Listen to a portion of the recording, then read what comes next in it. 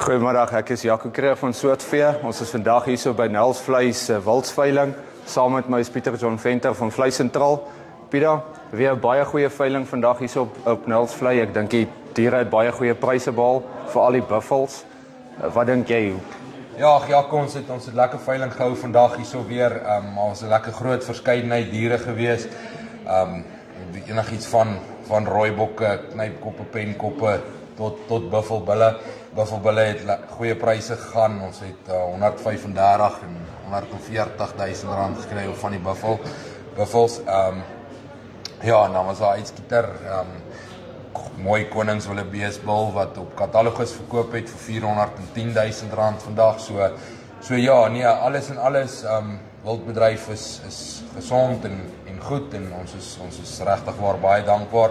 Altyd lekker om saam met Soortvee te werk en ja, ek dink alles en als was 'n baie goeie gesonde veiling geweest vandag.